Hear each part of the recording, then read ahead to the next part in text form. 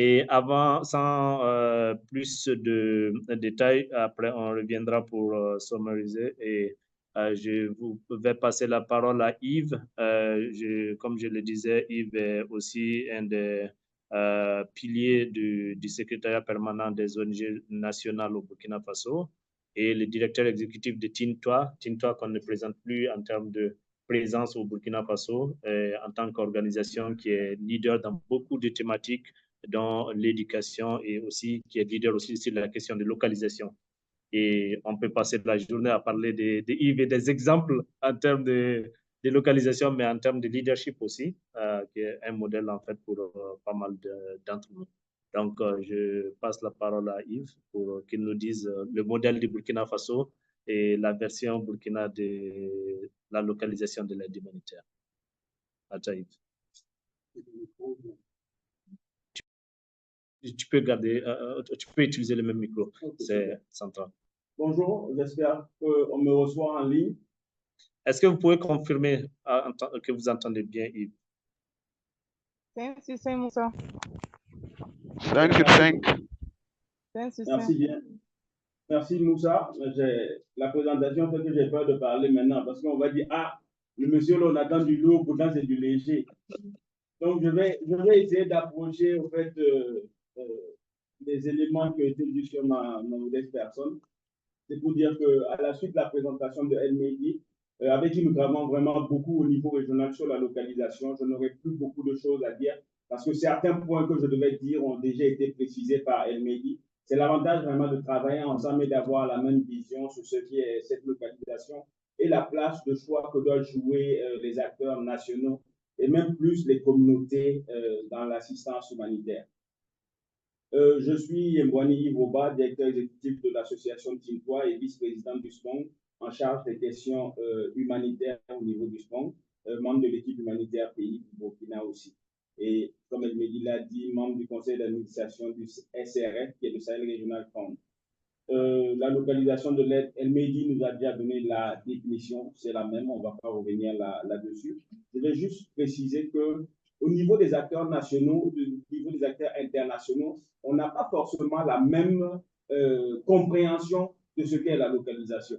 Les études montrent que les acteurs nationaux, selon eux, ils pensent que c'est une approche qui est ascendante dans laquelle les individus de la zone affectée participent activement à l'identification, à la conception des interventions humanitaires.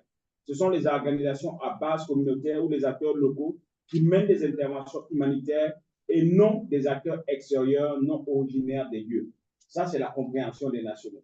Pour les internationaux, tels que les ONG internationales, les agences du système des Nations Unies, la localisation est un processus par lequel ils donnent aux acteurs locaux et nationaux les moyens d'agir en renforçant leurs capacités, en les finançant et en collaborant de manière à compléter leurs efforts. Les progrès peuvent être ralentis en raison d'un manque de confiance dans la capacité locale et par crainte de concurrence pour l'accès au financement humanitaire. Donc, vous voyez, en temps normal, ça doit se compléter, mais on a quand même une crainte. Parce qu'aujourd'hui, c'est les internationaux qui ont le monopole et les nationaux sont en bout de chaîne. Là, on veut que ce soit le contraire. Il faut que ce soit les internationaux qui puissent orienter et mettre en œuvre et avoir un appui justement de ces internationaux sur les aspects que nous ne maîtrisons pas bien.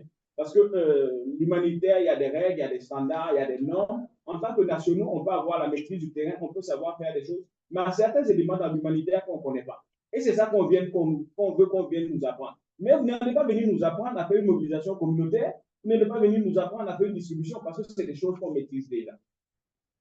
Ensuite, dans la revue de la littérature, il ressort que la localisation de l'action humanitaire, on n'a plus le choix. Le train en marche. La question, c'est plus est-ce que non, c'est comment maintenant on fait. Parce que tout le monde doit aller à la localisation. On ne demande pas est-ce que ça t'intéresse, est-ce que tu veux. Non, tout le monde doit y aller. Mais il y a quand même des problèmes parce que le train, il essaie d'accélérer, mais son accélération, il y a quelques obstacles quand même qui bloquent l'accélération. Parmi ces obstacles-là, on peut citer la perception que les acteurs locaux n'ont pas les capacités et ne respectent pas les principes humanitaires et représentent un risque élevé. Lorsqu'on parle d'acteurs nationaux, le premier risque qui vient, c'est le risque de gestion. Ah non, les gars veulent bouffer l'argent. Dès qu'on voit nationaux, non, ils ne savent pas gérer comme ils vont justifier les fonds. Pourtant, ceux qui justifient nos fonds, c'est les mêmes que les internationaux et le système des Nations Unies sont venus recruter. Donc, s'ils n'avaient pas les capacités, on n'allait pas les recruter là-bas. Donc, je pense qu'il faut déjà qu'on arrive à enlever cette image. Mais, ils ont une partie raison aussi. Il faut reconnaître qu'il y a des associations aussi, qui c'est un groupe de malfrats qui se sont organisés pour bouffer. Il faut dire les choses comme ils sont. Et donc, du coup, quand un va manger la farine, on voit tous les autres gens nous disent non, vous mangez la farine. Donc, il faut aussi qu'au niveau des associations des origines nationales, il y ait un code d'éthique. Il faut qu'on arrive à identifier les brebis galeuses et à les éjecter pour éviter que leur comportement n'entrave ou n'entache le comportement des autres.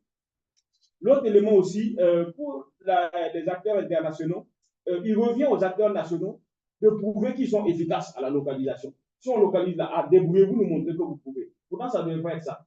C'est un fardeau qui doit être porté par tous. Le troisième, les acteurs internationaux focalisent la... Oui, c'est ce que je viens de dire. L'autre élément, le fardeau, la population et l'aide représente une valeur ajoutée sur l'impact et l'efficacité et l'efficience de l'aide repose sur les nationaux, c'est ça. Et l'autre élément, c'est la gestion du risque. Au-delà du risque financier, quand c'est le risque sur le terrain, c'est comme s'il y avait un transfert de risque. On dit, c'est vous qui êtes à côté. On a vu des cas au Burkina, là où certaines organisations sont allées confier des activités à des acteurs qui n'avaient aucune compétence sur l'activité. Du simple fait que parce qu'ils étaient présents sur le terrain. Pourtant, conduire ces activités-là pouvait être à risque pour ces organisations et les créer des problèmes plus tard. Puisque la majorité des organisations nationales au Burkina ont un accès de fait. Ce n'est pas qu'ils ont négocié l'accès, ce n'est pas qu'ils parlent avec qui que ce soit. Non, ils sont dans les localités de tout. Donc, ils ont un accès de fait, ce qui est différent des acteurs internationaux qui ont pu avoir un accès par la suite, soit à travers un acteur local, soit à travers leur processus pour avoir accès dans les localités. Les dimensions prioritaires à prendre en compte dans la localisation sont au nombre de 7, et certains même diront au nombre de 8.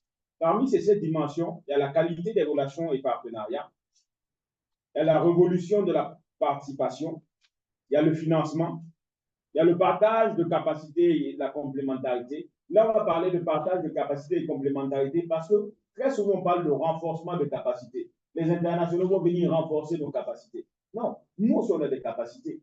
Donc, pendant qu'ils nous donnent, nous aussi, on leur donne. C'est pour ça qu'on parle justement de partage de capacités et de complémentarité.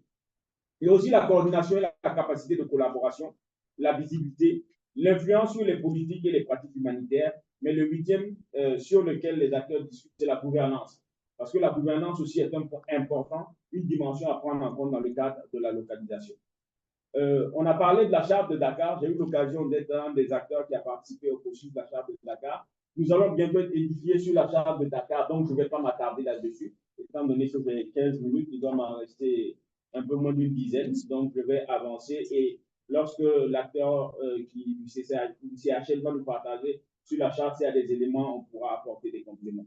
Au niveau de cette charte-là, il faut noter que je vais rester sur les points. Voilà, il y a l'amélioration de l'implication des acteurs locaux dans le leadership humanitaire. Et cette implication, elle va du domaine de la mise en œuvre au domaine de la coordination. On l'a dit, pendant longtemps, les acteurs nationaux étaient absents de la coordination humanitaire. Ça veut dire, vous n'êtes pas autour de la table. Et je pense que c'est Margaret Thatcher qui avait dit, si vous n'êtes pas autour de la table, c'est que vous êtes dans le menu, c'est que c'est vous qui sont contents. Donc, pour éviter d'être dans le menu, on a travaillé dans tous les pays à avoir une place autour de la table. Et aujourd'hui, dans tous les pays, les acteurs nationaux sont autour de la table, mais ce n'est pas encore suffisant.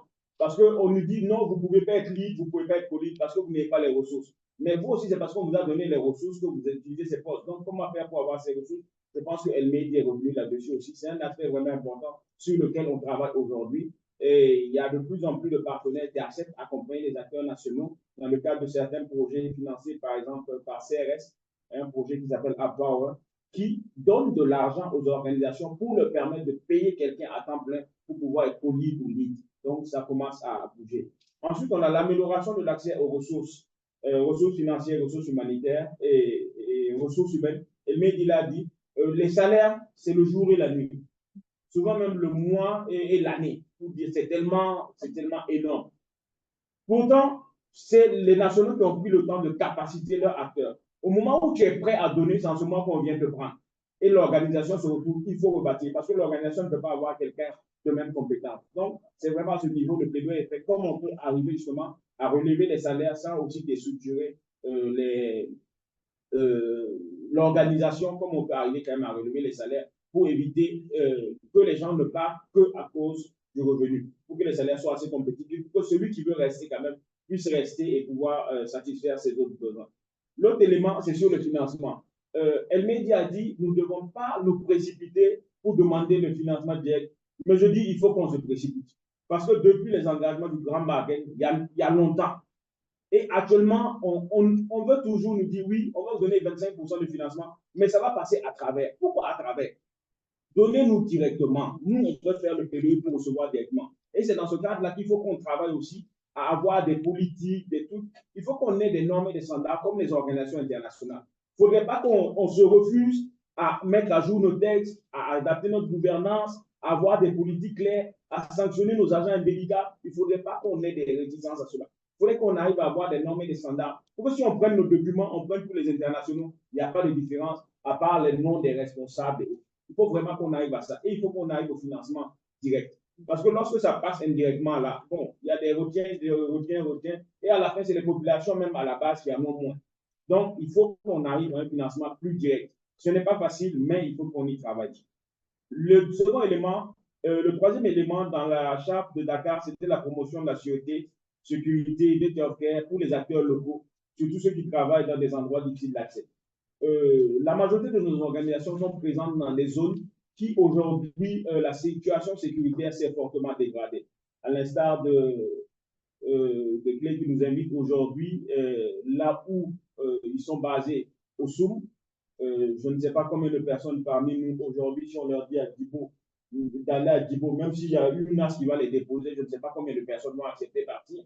Ils ne sont pas nombreux, mais moi, je suis en train de planifier un voyage à Djibo. Donc, ceux dans la salle qui sont intéressés à aller avec moi, je vous invite en février, on va faire une mission à Djibo pour 2 nuits et puis suivre sur le terrain.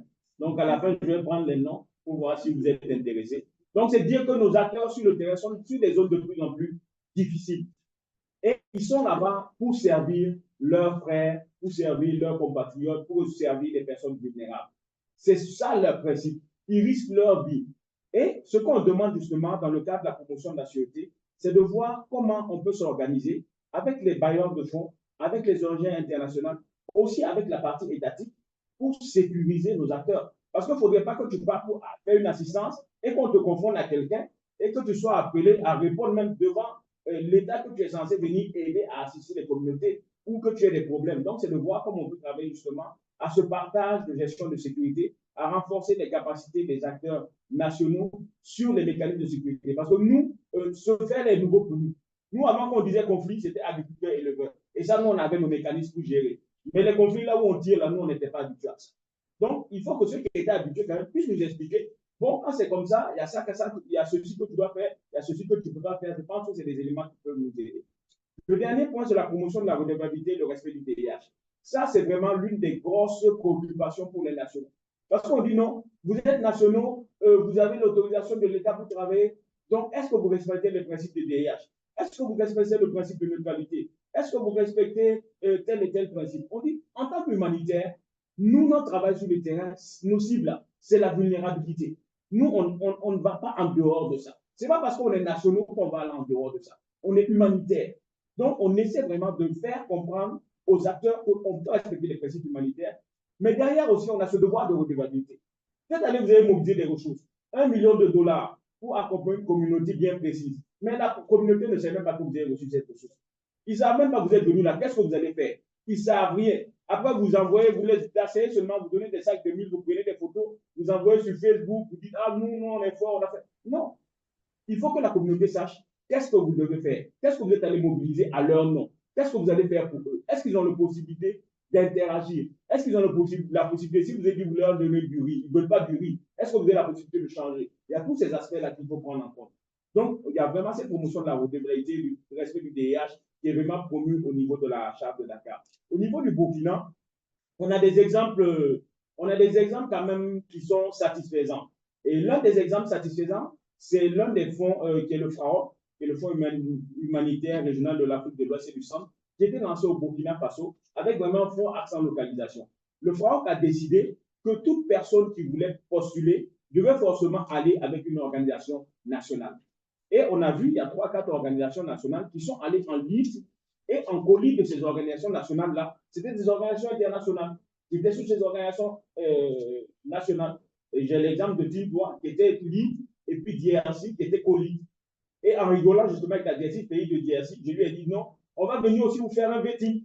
Ça veut dire contrôler vos procédures, regarder tous vos documents pour voir si vous pouvez être partenaire avec nous. Donc, et ça l'a fait rire. Mais voilà, il faut qu'on arrive à ça aussi. Si on est leader aussi, il faut qu'on ne pas subir la même chose qu'ils n'ont pas subi pour qu'ils comprennent la difficulté. Elle me dit, il a dit, tu as 10 partenaires, tu fais 10 vetting. Certains partenaires, même vous êtes déjà en partenariat, un nouveau projet vient, vous faites encore vetting. Mais c'est moi, je n'ai pas changé. Tu viens regarder pour encore. Donc, c'est vraiment important de travailler à cela. L'autre élément, c'est le SRF qui a été annoncé par Amélie. Ils avaient une fenêtre justement de financement, là où c'est les internationaux qui venaient avec des nationaux, mais en colis. Maintenant, ils veulent ouvrir une fenêtre là où les nationaux vont être pris. Ça veut dire que le plaidoyer est en train de prendre. La machine est en train de prendre. Mais derrière, c'est un engagement pour nous de résulter. Parce que les premiers qui vont avoir les fonds, si c'est mal géré, si on ne travaille pas bien, les autres n'auront plus. Donc, c'est vraiment à ça que j'invite les acteurs nationaux à être des modèles dans la gestion et dans la réalisation, afin que cette localisation-là puisse être un véritable succès dans la zone du Sahel. Et je pense qu'avec l'arrivée de Clé sur le terrain, ça va être vraiment l'occasion de mieux renforcer les capacités de nos acteurs afin que nous soyons prêts au rendez-vous de la localisation. Je vous remercie. Merci encore Yves Oba, comme je vous avais dit. On n'est jamais déçu d'écouter que ce soit Yves ou Elmedi. Et cette fois-ci, je vais aussi introduire une autre amie, collègue promotionnaire. On a fait ensemble les diplômes d'études en leadership humanitaire et diplôme d'études supérieures en leadership humanitaire. Et on a eu la chance de travailler dans le même groupe pendant plusieurs mois et de façon intensive et directe pendant 10 jours. Et Fanta Touré Diop est experte en santé publique et diplômée en leadership humanitaire avec les CHL, comme je vous l'avais dit, Centre pour le leadership humanitaire avec l'Université de Deakin. Et elle est aussi conseillère régionale en santé et nutrition pour Action contre la faim au bureau régional de l'Afrique de l'Ouest. Elle est basée à Dakar, avec une vingtaine d'années d'expérience dans le domaine humanitaire et aussi dans l'Afrique de l'Ouest et l'Afrique du Centre. Donc, sans plus tarder, je te passe la parole, Fanta, avec tout l'intérêt et l'attention du groupe.